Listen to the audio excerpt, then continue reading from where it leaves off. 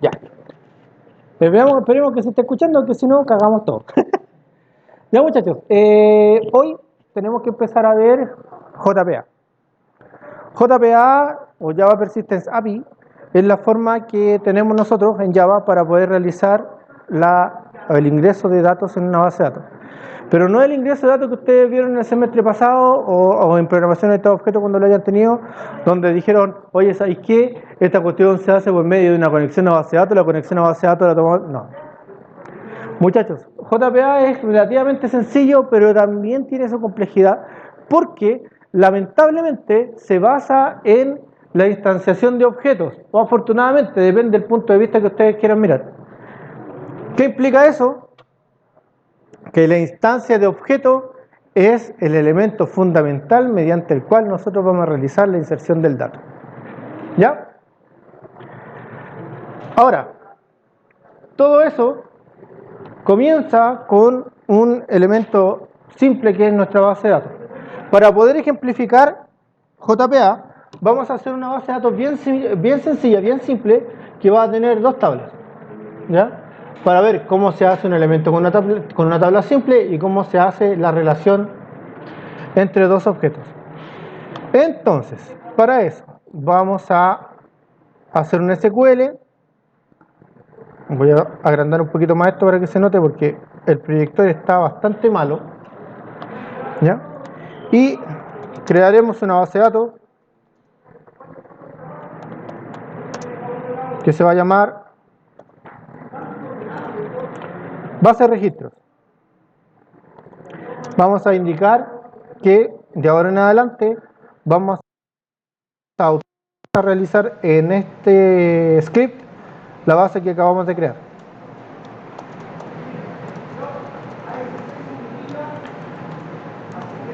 Voy a crear una tabla comunas, ¿ya? Y a esa tabla comunas le voy a agregar valores. Muchachos, una consulta. ¿Cuál es la forma correcta de crearle un nombre a una tabla? ¿En singular o en plural? ¿Singular? ¿Por qué? Ah, porque su profe le dijo. ¿Por qué singular? Ah, porque el profe le dijo. ¿Singular? ¿Alguien dice plural? Muchachos, la razón de por qué algunos profes les dicen que las tablas tienen que ser creadas en singular es porque dicen esto es una entidad. Uno. Por lo tanto, como es una entidad, debería tener el nombre de la entidad en singular y después el nombre de los objetos en plural. Fíjense en la incoherencia de eso, porque nosotros siempre le hemos dicho desde el principio que el objeto es singular.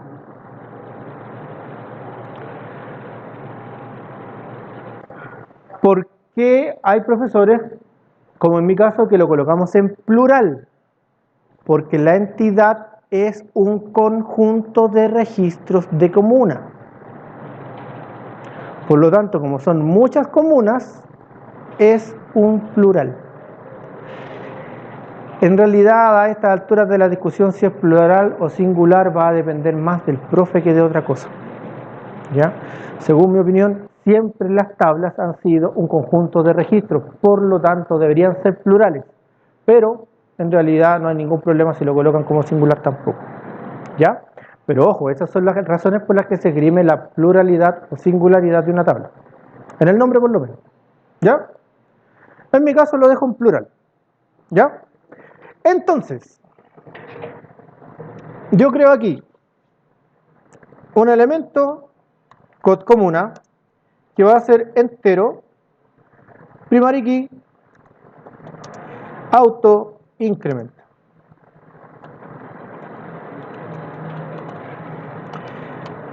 El auto increment, para los que están acostumbrados solo a base de datos Oracle, es lo mismo que hacer una secuencia y después llamar a la secuencia para la inserción. La única diferencia es que este se hace solito. ¿Ya? Luego colocamos un nombre para la comuna que va a ser de tipo varchar y en este caso va a tener un valor de 40, not null. Y para que haya algo interesante aquí, vamos a crear otra tabla llamada persona personas, mejor dicho, y esta tabla personas va a tener un root que va a ser un varchar de 15,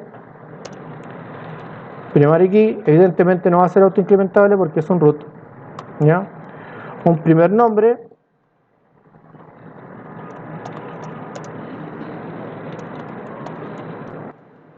un varchar de 20, segundo nombre,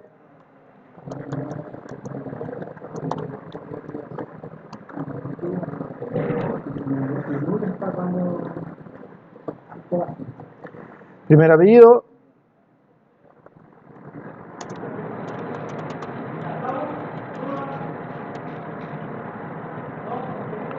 not null, segundo apellido,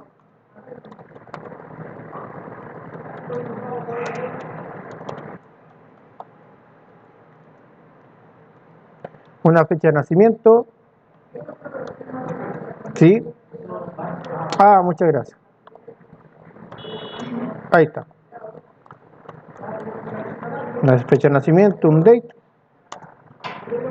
not null, una dirección,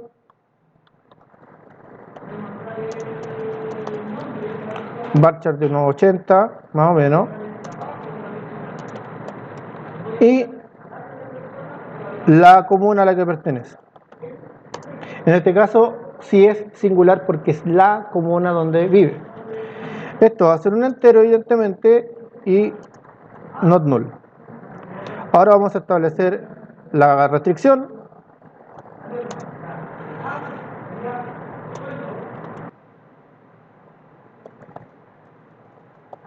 Como una persona, es una foreign key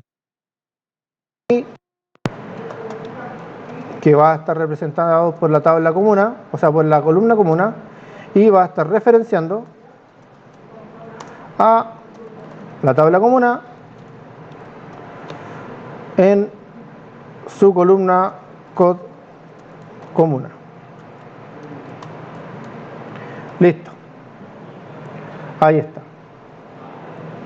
Entonces, copiamos todo esto,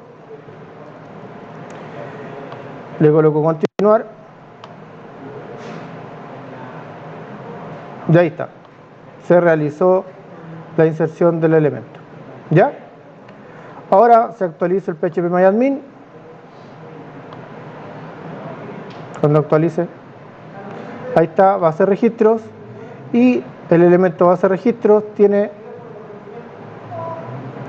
la tabla comunas y la tabla personas. ¿Ya? Ya, muchachos, JPA es el sistema estándar que tiene Java para que nosotros podamos realizar la inserción a la base de datos. ¿Ya? Eso se creó hace bastante tiempo con el objetivo de que no fuera tan complicado el cuento para poder buscar datos. Hasta hace un tiempo atrás, unos años, no estamos hablando de muchos años, unos 10 años atrás, lo que dominaba en la búsqueda de los datos era la búsqueda por data source. ¿Cuál es el problema con la búsqueda por datos? Uno tiene que consumir muchos recursos de muchas partes. Cuando yo hago un data source, estoy consumiendo el recurso, por ejemplo en una página web, del servidor para servir la página web. Adicionalmente, ese servidor tiene que hacer una conexión a la base de datos. Esa base de datos tiene que estar levantada, evidentemente, y para hacer la consulta, el servidor tiene que mandar la consulta a la base de datos. Por lo tanto, la velocidad de la página depende de qué tan rápido sea nuestra base de datos. Si la base de datos es una tortuga, la página va a ser lenta como una tortuga.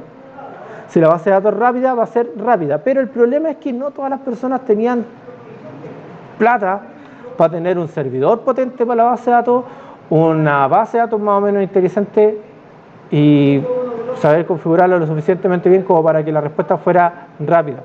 Además que las bases de datos por lo general no se encuentran en el mismo lugar donde nos encontramos nosotros. Por medidas de seguridad estándar que existen hace muchos años en la empresa, en las empresas, en la industria, nosotros deberíamos tener un servidor espejado con otro por lo menos a 40 kilómetros de distancia. Porque si llega a pasar cualquier desastre natural, 40 kilómetros de distancia es más o menos una distancia segura en la cual una persona podría decir, ya, ok, solo tengo que arreglar uno de los dos elementos que se me podían haber echado a perder. A menos que se te ocurra colocar un servidor a 40 kilómetros de distancia y los dos en el litoral y hay un maremoto, sería ahí el rey de los... Nunca falta. Puede pasar, de hecho pasa. Muchachos, una de las cosas que uno debería tener en cuenta cuando hace cuestiones de base de datos es que la base de datos debe estar en un lugar en altura. Por ejemplo, por eso es que todos los datasets normalmente están en los cerros, ¿ya? Debería estar, ojalá, a nivel de piso, por si llega a haber un terremoto, para que no caigan los servidores desde el techo. Debería tener aire acondicionado lo suficientemente potente en cada uno de los servidores como para poder enfriar esos servidores, ¿ya? Y adicionalmente deberían estar a una distancia mínima, que ya les dije 40 kilómetros. Eso se cumple no siempre, no sé si ustedes se acuerdan hace unos años atrás cuando se inundó Providencia, cuando quedó la escoba. Ya, hay empresas que perdieron todas sus bases de datos porque se les ocurrió colocarlo en un subterráneo. Mira qué inteligente es, al lado del río Mapocho. Puta, son maravillosos. Y perdieron sus datos nomás, y no los tenían espejados. Por eso uno siempre como informático tiene que decirle, ¿sabe qué? Yo recomiendo que. Así de simple. Ya, entonces, JPA nació como una solución mediante la cual, en lugar de nosotros recurrir a la base de datos para realizar las consultas, nosotros tenemos que recurrir a nuestro servidor. Es más fácil tener un servidor de aplicaciones potente que tener un servidor de base de datos potente, por asuntos de recursos solamente. Pero no tiene que ver con los recursos del servidor, porque un recurso de base de datos y un recurso de aplicaciones pueden tener el mismo servidor, o sea, las mismas configuraciones. Tiene que ver con un asunto de configuración. Ya, es más fácil hacer que un servidor como tal sea más potente que una base de datos. ¿Por qué? Porque hay un montón de alternativas mediante las cuales uno podría recurrir y hacer la obtención del dato. ¿Ya? O sea, la agilización de los recursos del servidor. ¿Ya? En cambio, con una base de datos estamos restringidos un par de cositas, que tiene que ver cuánta memoria máxima puedo utilizar, cuánta memoria mínima tengo que tener, cuánto del espacio en disco duro que estoy utilizando, y adicionalmente tengo que tener en cuenta cuál es el disco duro que estoy utilizando para mi base de datos. Porque la base de datos no se levanta en la RAM.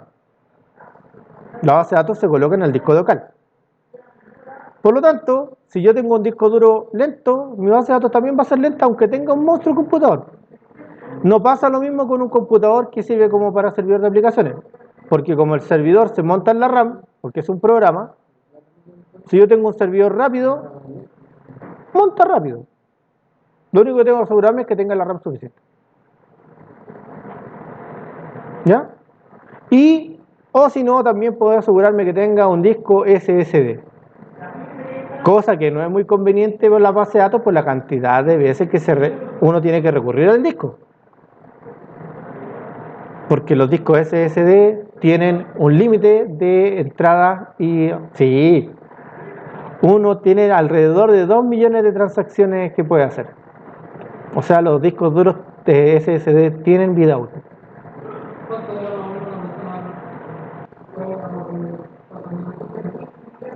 Si jugáis te puede durar 2 años, 1 año. Sí.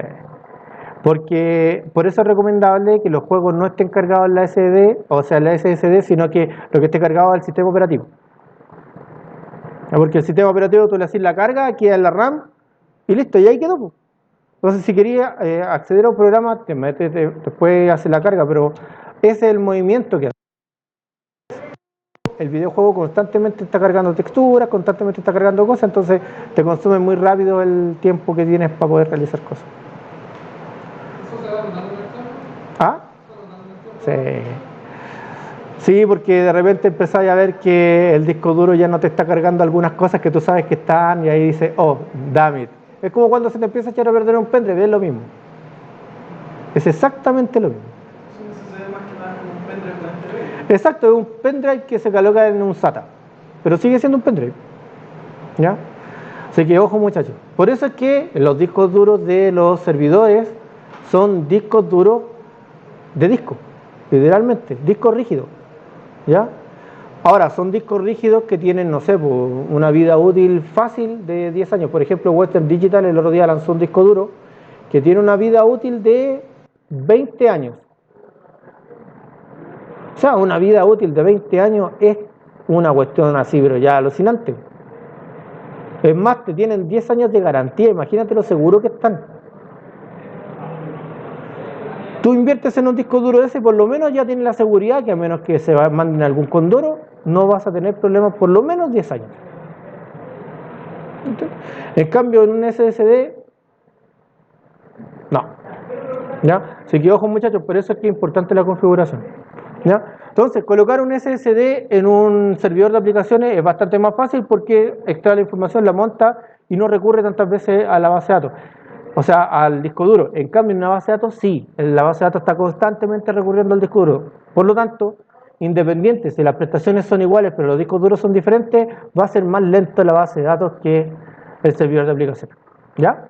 Por lo mismo, y ya viendo ese tipo de problemas, es que se desarrolló esta generación de búsqueda de base de datos, que se denomina la cuarta generación, el objeto relacional, ¿ya? Donde en vez de hacer la búsqueda a la base de datos, tú haces la búsqueda al objeto, ¿ya? Después Oracle lo replicó también haciendo sus propios objetos en la base de datos, pero todavía no se masifica, que es bastante interesante la postura, pero todavía no se masifica, ¿ya? Entonces, voy a crear un proyecto que se va a llamar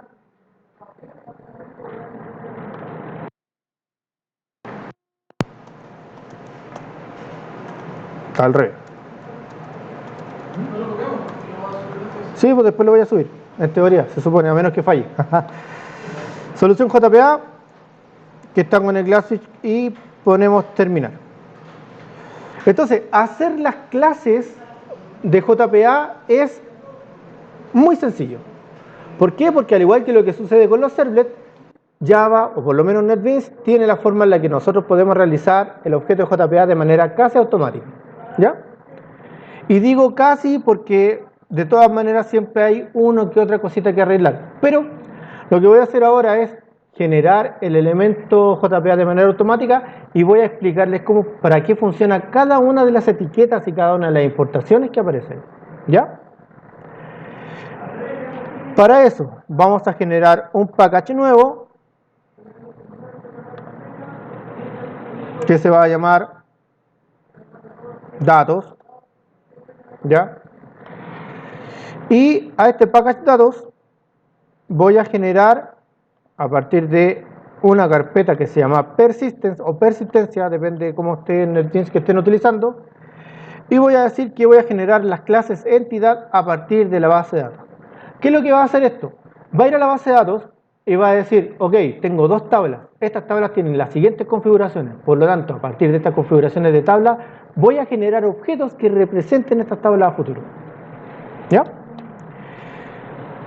Vamos a colocar siguiente.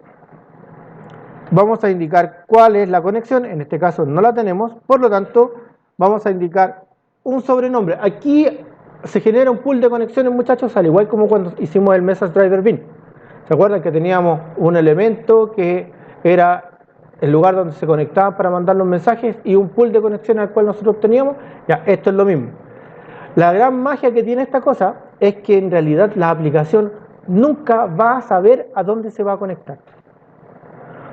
La aplicación se va a conectar por medio de algo que nosotros vamos a tener después, que se va a llamar el Persistence Unit, la unidad de persistencia. Y la unidad de persistencia lo único que dice es, este es el nombre de la unidad de persistencia, y yo me estoy conectando a un JNDI específico. Pero en el JNDI no se dice cuál es la base de datos, no se dice cuál es el puerto que se está ocupando, no sé, nada. Entonces, en ese sentido, es algo manejado por el servidor. El servidor sabe a dónde se conecta. Pero la aplicación se está conectando a un sobrenombre que le está dando el servidor.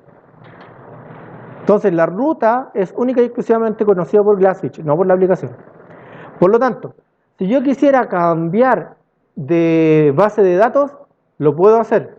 Lo único que tengo que hacer es configurar la base de datos en el servidor e indicar que de ahí en adelante ese sobrenombre que se utilizaba para la aplicación anteriormente lo voy a conectar a la otra base de datos. Y así de simple hago una migración, por lo menos de esa forma. ¿Ya? Entonces, la gran ventaja que tiene es eso. Ahora, NetBeans sube harto archivos de configuración, dentro de los cuales se incluye el Glassfish Resource, pero eso es única y exclusivamente por parte de NetBeans.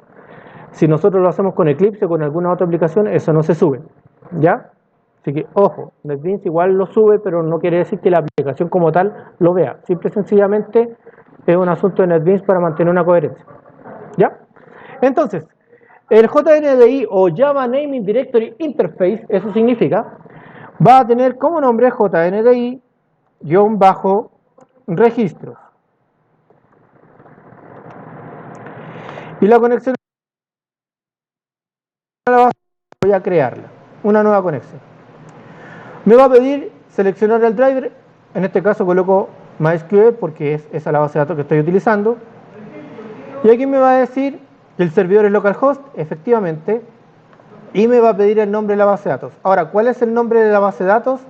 Yo no me acuerdo, pero yo lo dejé anotadito. Cuando encuentre el notepad va a ser maravilloso. Ya. Entonces, esto es cuando dejé la otra clase. Aquí está.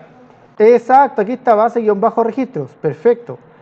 Este es el nombre de mi base de datos. La coloco aquí y pongo probar conexión. Si me aparece Connection Success, estamos listos. Me voy a conectar a la base de datos.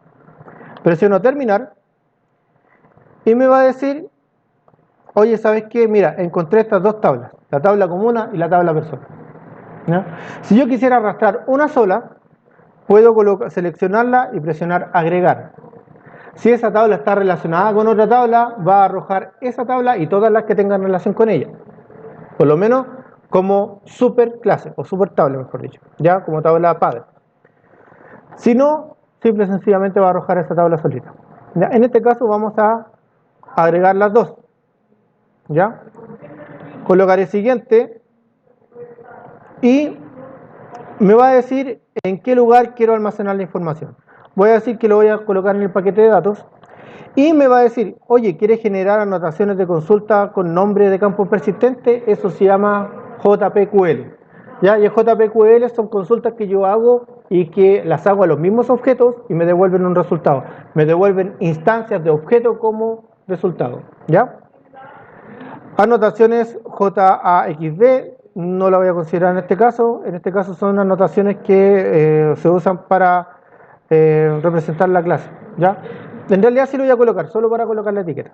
¿Ya? Y evidentemente generar la unidad de persistencia, sí, la necesitamos, por lo tanto tenemos que crearla. A esto le damos terminar.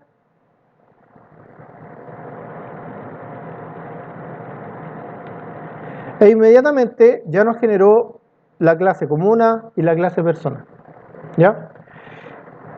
Al igual que todos los objetos en Java, la diferencia lo hacen las importaciones que tenga. Por lo tanto, esto es una clase común y corriente, pero que va a tener importaciones que me van a permitir que tenga un comportamiento específico. Recuerden que la entidad es un objeto empresarial. ¿Ya? Es como un Enterprise Java Build. Por lo tanto, también tiene una etiqueta propia que se llama Entity. Y ahí vamos a ver cómo funciona. Hago doble clic en comuna y fíjense, todas estas cosas que están aquí son elementos que me permiten a mí crear el objeto entidad. Lo primero es serializable. ¿Qué es lo que hace serializable? Serializable me permite a mí poder rescatar, en el caso de que se me caiga el servidor, el estado en el que se encontraba el objeto. ¿Ya? La serialización se puede hacer de dos formas. Se puede hacer como texto, se puede hacer como elemento binario, etc. Últimamente se está utilizando XML. Ahora, para el servidor de Java se utiliza bin, se utiliza un elemento binario. ¿Ya? Pero se puede hacer como texto y como XML. Considerando que se puede hacer como XML, nosotros podemos tomar ese XML y traspasarlo a otro lenguaje de programación y ese lenguaje, como el XML es neutro, por decirlo de alguna manera, un lenguaje que todos entienden, lo lee y lo puede convertir en una instancia de su tipo de datos, de su lenguaje. ¿Ya? Java.util.collection, porque de esa forma nosotros vamos a hacer la interacción entre la tabla padre y la tabla hijo. Cuando yo tengo una tabla padre y una tabla hijo en JPA, se produce algo bastante interesante. En la tabla hijo, yo indico cuál es el objeto que está representando la tabla padre que yo tengo. Y dice, por ejemplo, en el caso de las personas, la persona tiene una relación con comuna, que es una llave foránea, por lo tanto, personas va a tener dentro de esos atributos un dato tipo comuna. De tipo comuna, de objeto comuna. Pero en la tabla padre pasa lo contrario. La tabla padre lo que va a hacer es tener una colección de los objetos que son sus hijos. O sea, por ejemplo, si yo tengo una comuna Providencia y ingreso 40 personas de la comuna Providencia, en la tabla comuna va a tener una colección con 40 instancias de tipo personas que están relacionadas con él. Por lo tanto, si yo quisiera saber cuáles son las personas que yo necesito o que yo tengo almacenadas en la comuna Providencia, o en la comuna Macul, o en la comuna San Joaquín, simple y sencillamente llamo a la instancia de la comuna San Joaquín y digo, muéstrame tu colección que tienes ahí. Y aparecen todas las personas de esa comuna.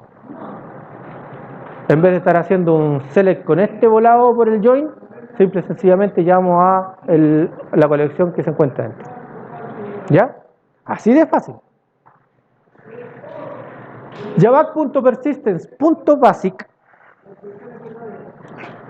que está aquí, me va a permitir indicar que un elemento es opcional o no. Esta etiqueta hace rato que está como en desuso para algunas cosas, ¿ya? Se puede seguir utilizando, pero se va a pisar, por lo menos para los objetivos que tenemos nosotros, con esta otra etiqueta que está por acá. Esta. Javac.validation.constraint.notNull, porque básicamente van a indicar lo mismo, si algo es o no es obligatorio. Ahora, ojo, eso va a depender de la versión de NetBeans que yo esté utilizando. En algunas versiones me va a exigir que yo elimine, por ejemplo, el constraint básico. ¿Por qué? Porque el @notnull ya está haciendo ese trabajo. ¿Ya? Así que Glassfish que yo voy a utilizar. Glassfish a partir del 4.2, el 4.5, estaba en el 4.6 si mal recuerdo, ¿no? No me acuerdo. Pero a partir de las versiones siguientes al 4.2 empezó a ponerse quisquilloso con el asunto de las etiquetas. ¿Ya? Así que ojo, de repente si le lanzo un error, fíjense en la etiqueta, muchachos. El cascade type nos va a indicar cuál es en el caso de que haya una tabla relacionada, como en este caso, como una que está relacionada con las personas, cuál es el tipo de relación en cascada que va a tener. En otras palabras, si todos los elementos que están en la colección pertenecen o no pertenecen a una relación. Por lo general, el cascade que vamos a colocar siempre va a ser all. O sea que todos pertenecen. ¿Ya? Luego vamos a tener javac.persistence.column. Esta es una etiqueta que indica cuál es la columna que yo estoy representando en la base de datos. Voy a colocar arriba de un atributo, @column, code comuna. Eso significa que el atributo de abajo representa el dato de code comuna de la tabla. ¿Ya? @entity me permite indicar que lo que sigue es una entidad, es igual que el @singleton o el stateless, ¿ya? Indica que es un objeto que es de tipo entity, ¿ya? Generated value es para realizar los elementos autoincrementables, o sea, voy a indicar con el generated value que el atributo siguiente es un autoincrementable. ¿De qué tipo? Lo voy a definir con el generator type, unique, identity, etc. ¿Ya? ID es una etiqueta que me permite indicar evidentemente que la próxima columna es el ID de la tabla. Named queries es una colección de named query. Y un named query es una consulta que yo hago a los objetos que tengo disponibles. ¿Ya? Entonces, one to many es la relación que tengo entre las tablas. Recuerden, como yo tengo una relación de comuna con persona, comuna es padre de persona, por lo tanto la relación es uno a muchos. En persona va a ser al revés, va a ser many to one. ¿Ya? Y eso lo representa la colección. Luego, el persistent table va a indicar cuál es la tabla que yo estoy representando con este objeto. Not null ya lo expliqué delante. El size, por lo general, se utiliza en los strings e indican cuál es el tamaño mínimo y el tamaño máximo que va a tener un varchar. Si ese elemento varchar es not null, el tamaño mínimo es 1. Si es nulo, no va a tener tamaño mínimo. ¿Ya? Y si el elemento varchar, el máximo, va a indicar cuál es el máximo que nosotros tenemos colocado en la tabla. Eso implica también que si yo le quiero colocar un tamaño mínimo, colocar min 5, y si no se cumple con el 5, se produce una excepción. ¿Ya? Luego el XML root element y el XML transet son únicas y exclusivamente para que nosotros, o para que se genere la serialización necesaria para los elementos. ¿Ya? Nada más que eso. Ya, y abajito viene la descripción de los elementos. Aquí tenemos el @entity que dice que el objeto que viene hacia abajo es una entidad. El @table que indica que el objeto está representando a la tabla comunas. El XML root element para poder hacer la serialización en caso de ser necesario. Y el @namedQueries, ¿ya? Que va a tener un conjunto de preguntas, de consultas, en las cuales yo voy a poder llamarlas por el nombre. En este caso, por ejemplo, tengo un named query que se llama comunas.findAll, ¿ya? Y la consulta es select C from comunas C. ¿Qué quiere decir eso?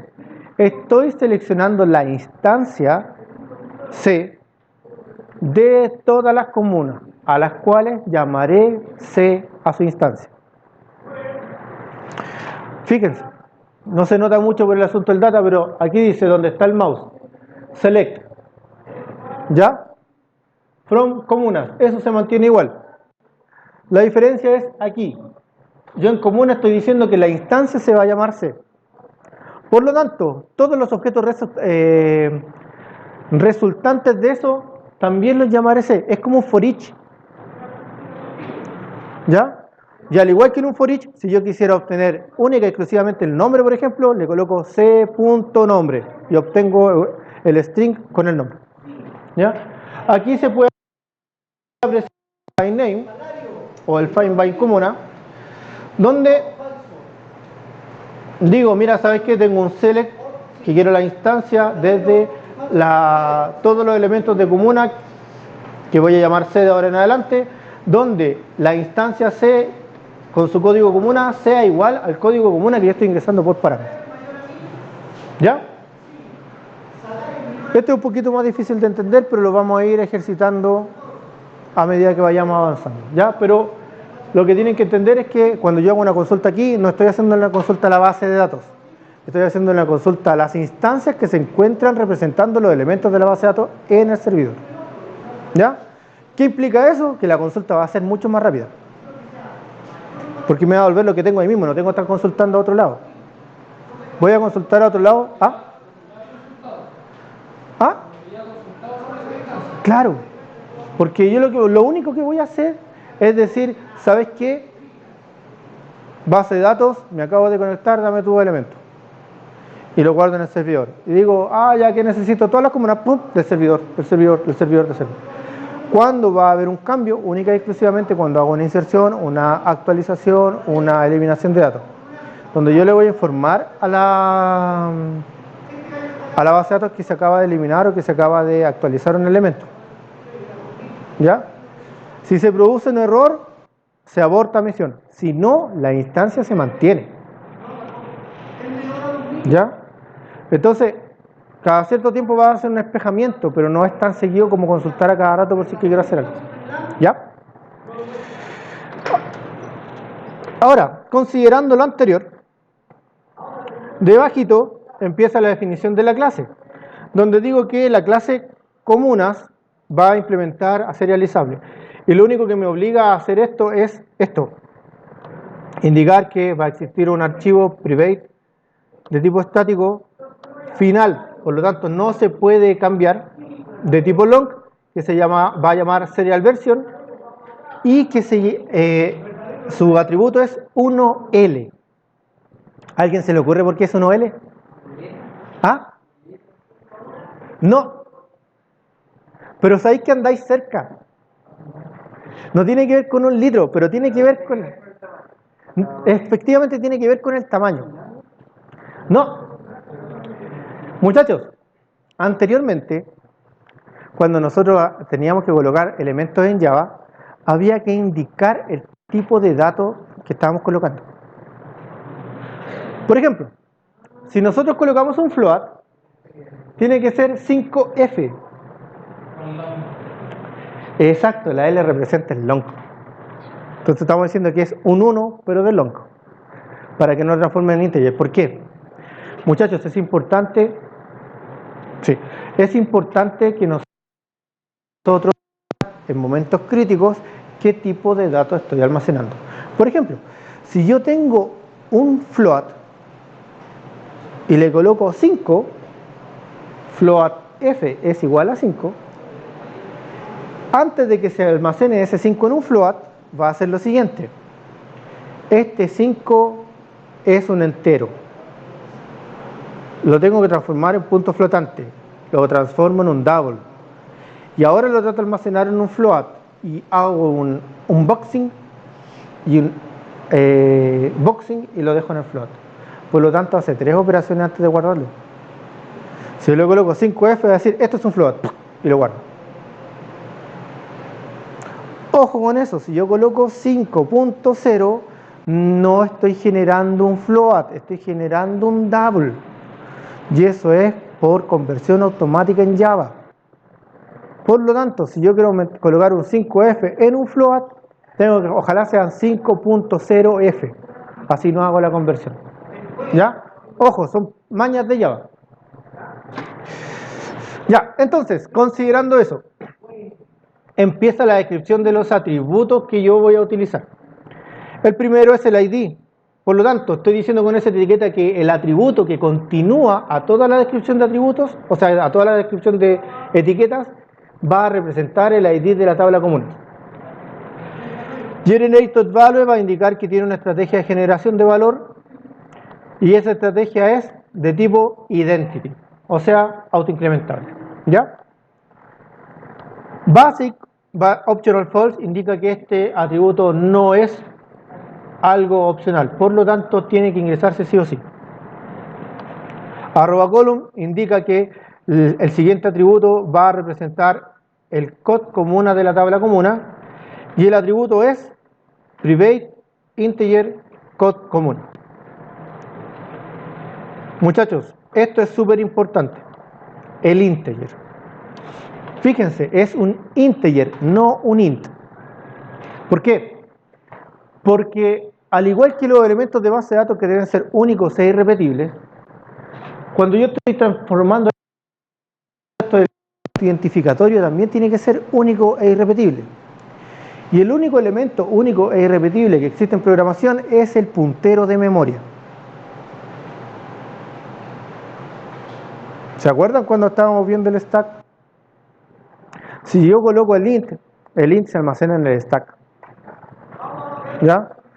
Por lo tanto, como se almacena en el stack, yo lo puedo reemplazar. Recuerden que en el stack única y exclusivamente yo almaceno los sobrenombres de los elementos que yo después estoy generando como puntero de memoria en la otra memoria. ¿Ya? Entonces nada me impide reemplazarlo.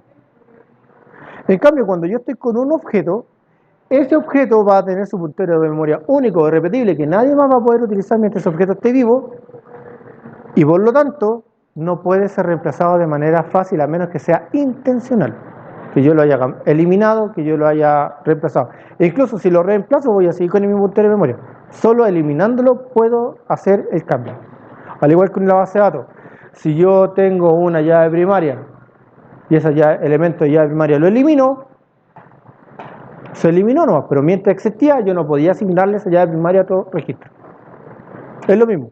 Entonces por eso se utiliza un objeto, porque es el puntero de memoria es el único elemento único y irrepetible que hay en programación. ¿Ya? Los demás puede ser lo que yo quiera. Int, double, boolean, lo que yo quiera. ¿Ya?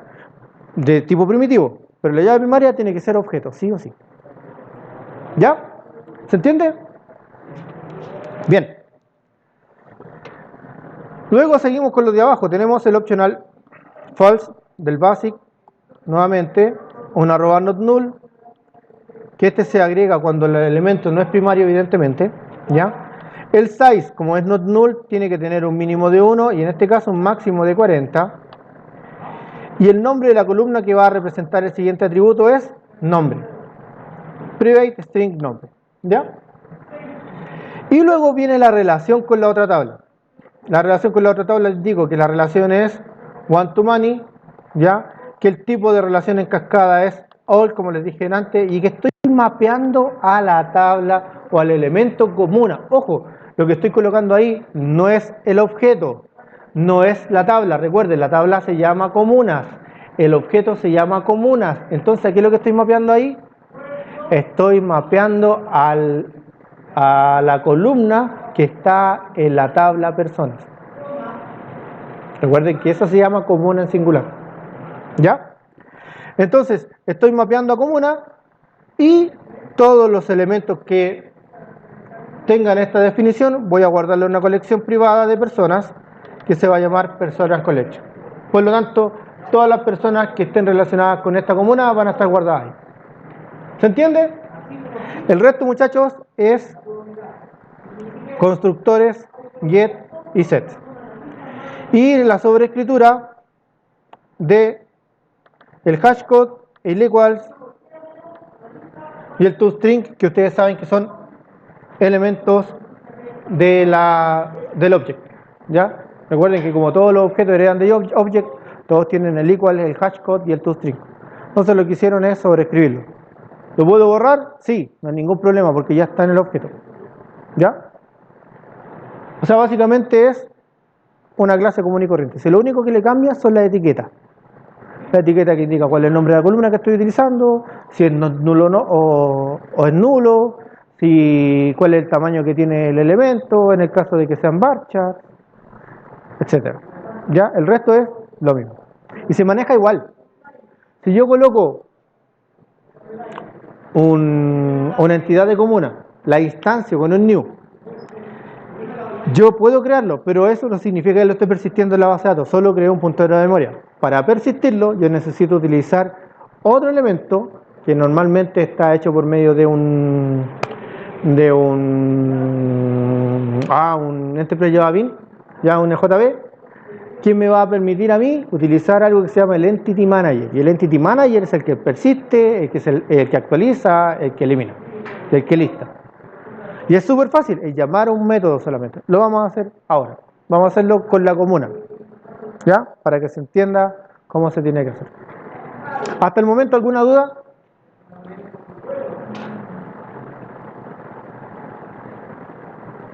¿No? ¡Qué buena! Ya. Entonces.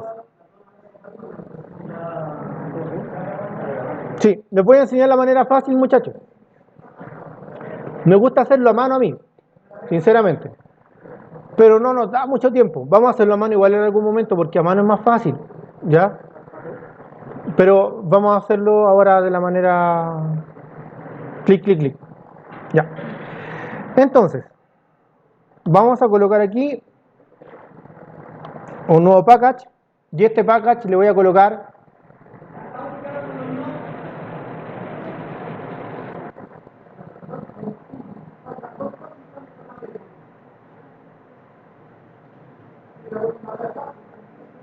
no se me ocurre cómo colocarlo. Ya. DAO. DAO. Listo. Ya. Entonces, vamos a colocar DAO y a este DAO vamos a generar, vamos a ir a otro nuevamente, vamos a ir a persistencia y en persistencia hay una cosita que se llama Session Beans for Entity Class.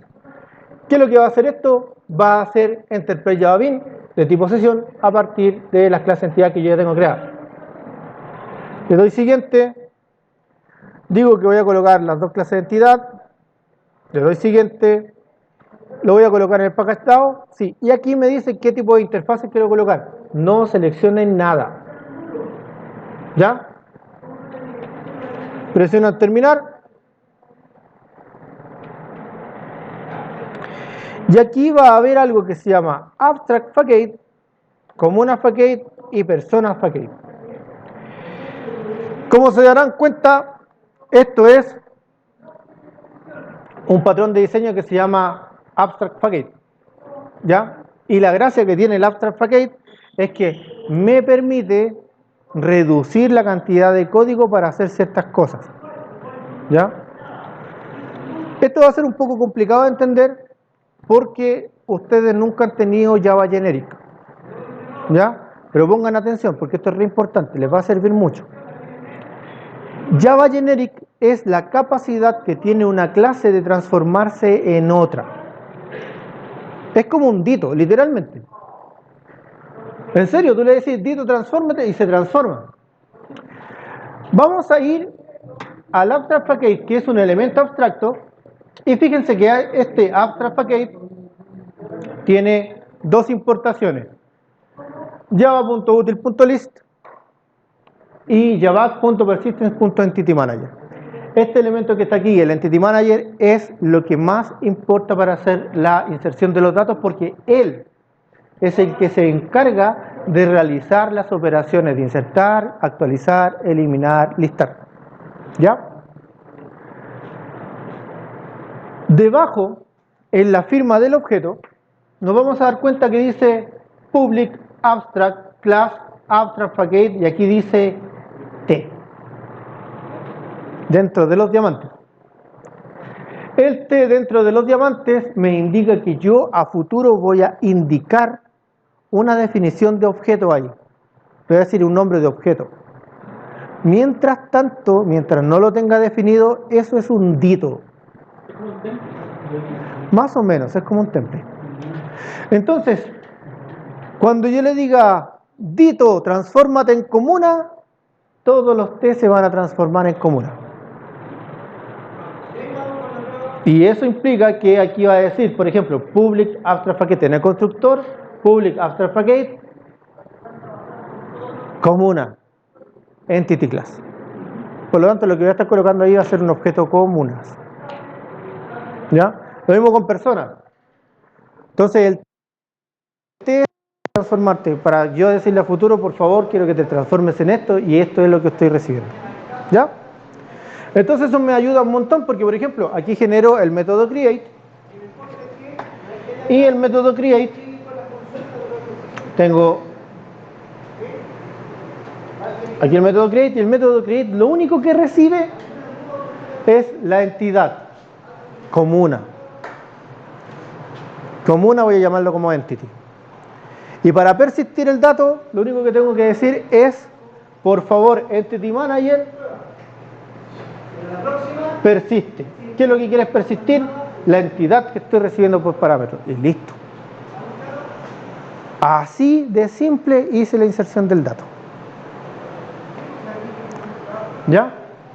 Lo mismo con el editar. Para el editar se utiliza merge.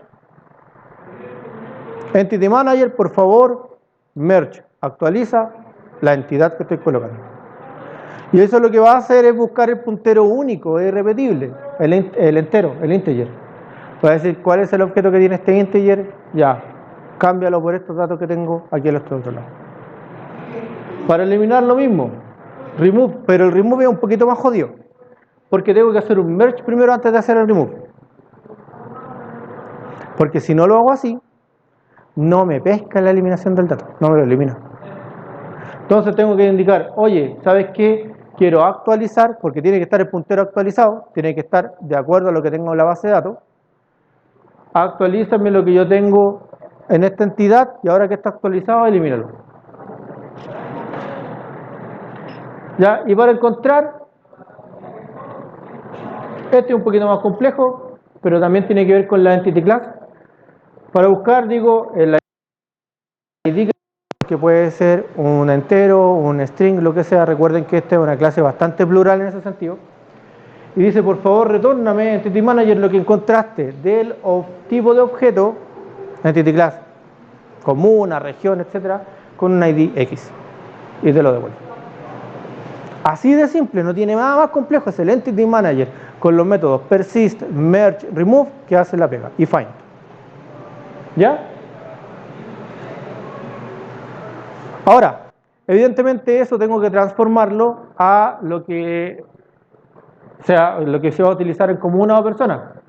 Y para eso existe comuna facade y persona facade. ¿Ya? Entonces, comuna facade y persona facade, lo único que hacen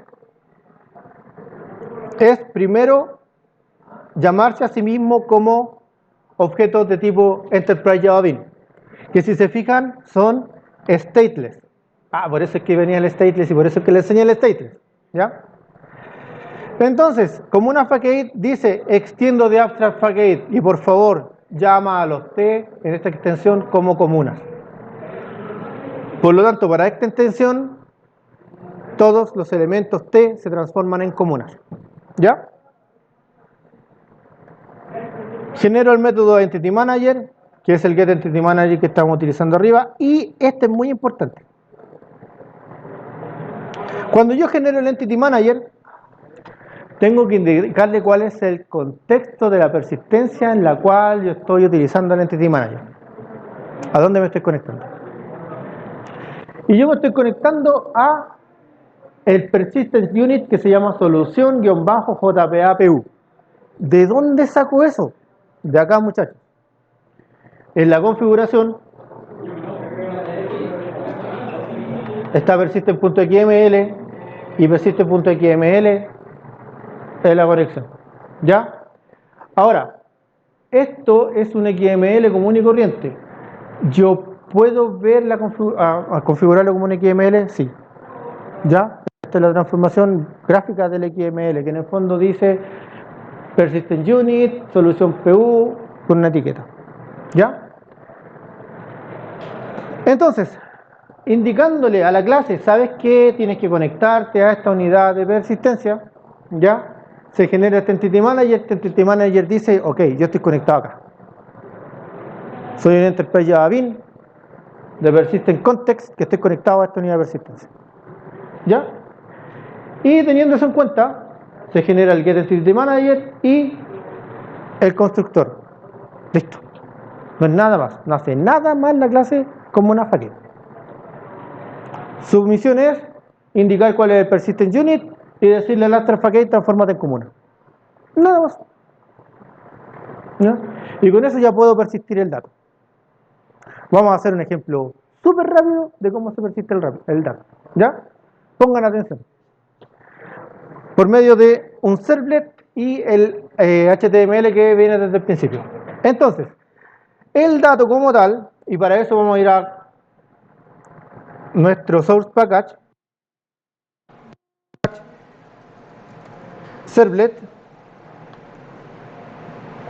le pongo a terminar, y aquí hago un nuevo servlet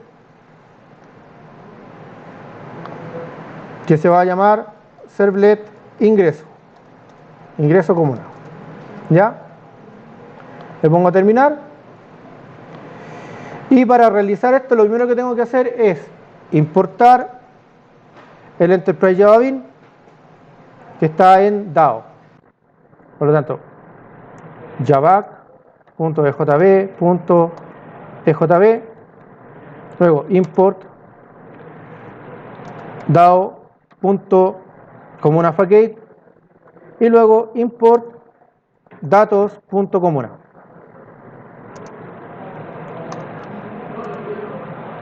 Listo, ahí está lo que necesito. Luego, arriba del process request, digo el elemento a continuación es un Enterprise Java Bean y este elemento se llama comunafacade. Sí, ya. Y luego en el process request, ahora es más importante que nunca, el request punto set character encoding,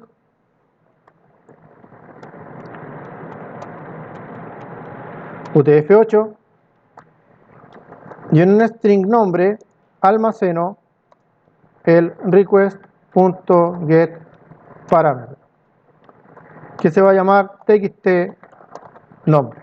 ¿Ya? Teniendo el txt nombre, digo comunas c es igual a new comunas, ¿ya? c.set code comuna. Ojo, si bien no tengo que ingresar un entero, por lo menos para ingresar el dato porque es autoincrementable, igual me lo solicita para la creación del objeto, ¿ya? Así que tengo que colocarle algún dato igual. Por lo general le coloco 0, ¿ya? Y c.set nombre. ¿Qué nombre le voy a colocar? Evidentemente el nombre que estoy capturando por parámetro. Luego digo cf.create y listo. Ya es la inserción del dato. Ahora lo único que tengo que hacer es el formulario para ingresar la comuna. Entonces, utilizando el mismo index que tenía antes, digo form action y esto se va a servlet ingreso comuna.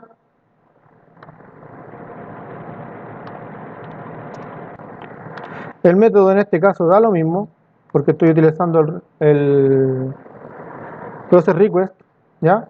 Digo input type text name txt nombre y input type submit value ingresar. Listo, muchachos, y eso es todo lo que había que hacer. Entonces compilamos la solución.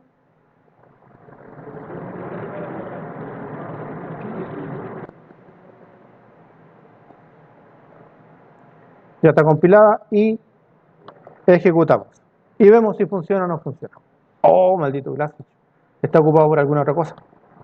Te apuesto que tengo el Oracle levantado. No era eso lo que quería.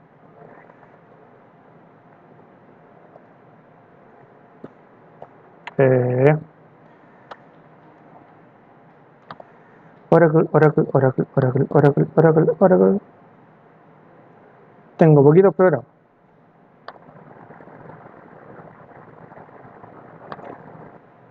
Subdatabase.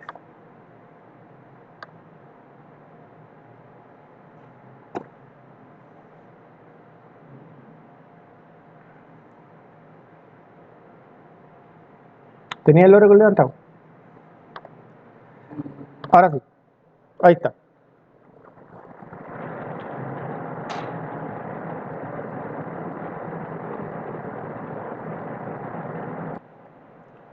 Ya, entonces vamos a ver aquí que en comunas, si hago clic acá, me va a decir que no tengo ningún elemento. ¿Ya?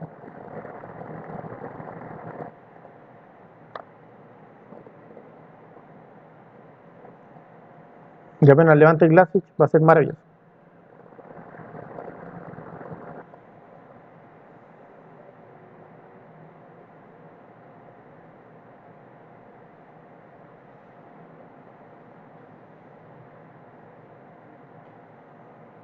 Ya, entonces vamos a colocarle un nombre cualquiera. Ingresamos. Listo, quedó en blanco. ¿Qué significa eso? Que si yo hago nuevamente clic en comunas, ahí está mi registro, muchachos.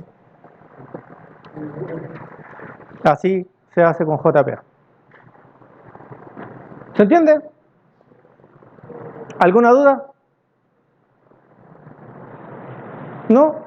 Perfecto. Entonces, ¿qué nos queda? Actualizar, eliminar. que ya están los métodos hechos, es solo implementarlo con nuestro Enterprise Java Bean y nuestro server. Bueno, por eso les decía, podemos en 2 clases muerto de la risa. ¿Ya? Les voy a detener el video y esto lo voy a pescar y lo voy a subir así tal cual en este momento. Y se lo voy a anclar al sistema del INACAP, y el código que acabamos de hacer también se lo voy a subir. ¿Estamos? Bien, muchachos. Estaríamos por el día de hoy entonces. Ahí está la hojita para que firmen.